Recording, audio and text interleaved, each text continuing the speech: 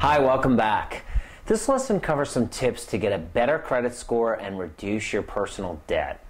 See all the ads on TV that say, "We erase your bad credit," or "We can remove bankruptcies."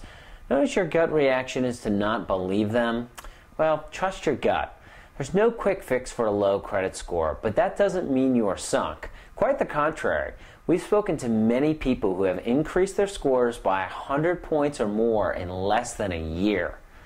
So first things first, if you want to boost your score, first you need to know what it is. So find out. We've discussed various websites in previous lessons, and you can help out our cause by connecting through the videocreditscore.com website. Next, in tackling a hard project of any kind, it's nice to get a few easy victories. When you clean your house, sometimes it's better to tackle the easy jobs first. Question, in your case, what's easier, paying off thousands of dollars in debt or removing incorrect items on your report that could be as detrimental to your score? Inaccuracies can be fixed in a few months, so that's the place to start.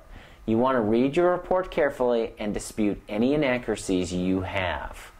So, we talked about disputes in our myths lesson. 25% of you may have score-impacting errors, so make sure you do this exercise, as it's usually easier than some of the next steps. Okay, you'll need to build a credit snapshot, and we'll show you an example.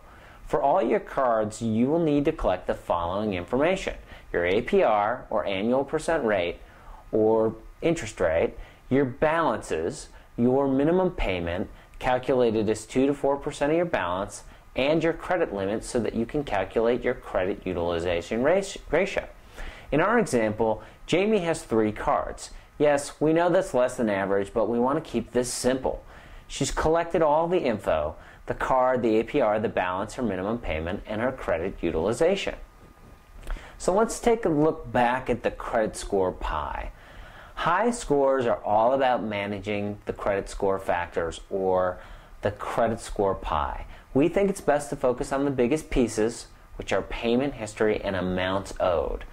Impacting these is critical to a great score, and here's how to have an impact. In our example, Jamie has paid her cards late.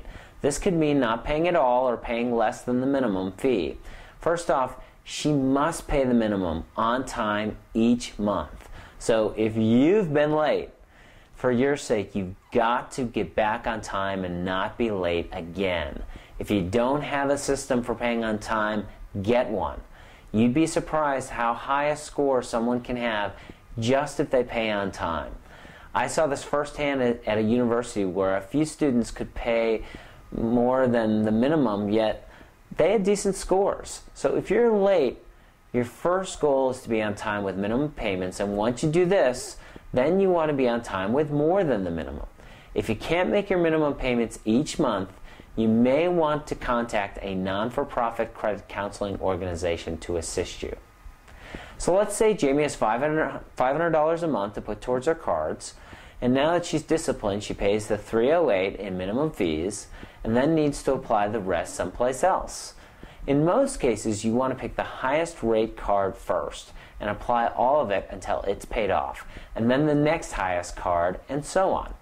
Remember, in some cases, it helps to score more to pay off by how maxed out the card is, but both strategies have long-term positive impacts to your score.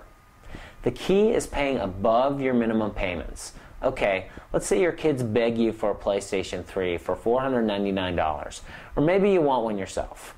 A $499 charge will take almost 8 years to pay off doing the minimum payments, and less than 3 years to pay off if you double the minimum payment each month. By paying just the minimum, you've almost doubled your total cash paid. It's over $400 in interest. Let's say your credit card debt is now consolidated on a few cards, and so that they all have the same rates. Because we get tired of saying credit utilization ratio, we're now going to use the acronym CUR. CUR stands for Credit Utilization Ratio, and it's the ratio of credit used to credit limits. People who max out their cards tend to have lower credit scores because they are statistically more risky, i.e., more likely to default. Let's go back to Jamie's situation. Now, she's done a great job and she's paid off her store card, and she's managed to get her credit card debt into cards with the same rates. She needs to work on her individual CUR and her aggregate CUR. For her $500 to use, she wants to make the minimum on both and then apply the rest to the more maxed out card.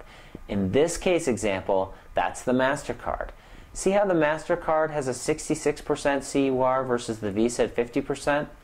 Making a bigger payment to the MasterCard in this example will allow her to lower her CUR. Once she gets these two CURs to be even, she will then want to split the funds to lower them both simultaneously. You've got to start working on your credit utilization ratio, or CUR. In addition to following Jamie's example, here are some other things worth trying, especially if you have gained a few score points as of late. You can apply some goodwill tactics. Call your credit card company and tell them you will switch providers unless they will raise your limits. This doesn't always work, but it might, as they really want your business. What does this do? A higher credit limit lowers your CUR, and that will improve your score. Also, you want to ask your credit card company to lower your interest rate. This one is a little tougher, but again, the threat of leaving them might help. Or you can ask to be converted to another one of their cards with a lower rate. Note, this will lead to a hard inquiry, and this won't help your score so much as it will help you to pay less in interest and more in principal. And that should lower your balances.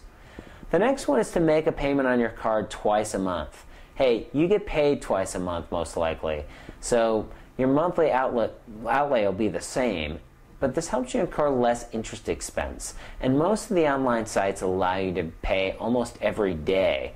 So if you don't pay online, you can just simply write down the address and use your own envelopes. We look at goodwill tactics as an opportunity to reward yourself for good behavior. Look, behave badly and the credit issuer may lower your limit or raise your APR. So shouldn't you get a limit raise or an APR decrease if you're paying on time? Let's go back to the credit score pie. Okay, what about the length of credit history? Well, not much you can do about this. Well, not much positive. You can hurt it negatively by opening new cards. Well, what about mixture of credit? Well, not the best strategy to aim higher here by getting a mixture if your score is quite low. You probably want to leave this one until you're on more solid ground. What about inquiries? Well, that's simple. No new cards, no new loans until your score is high again.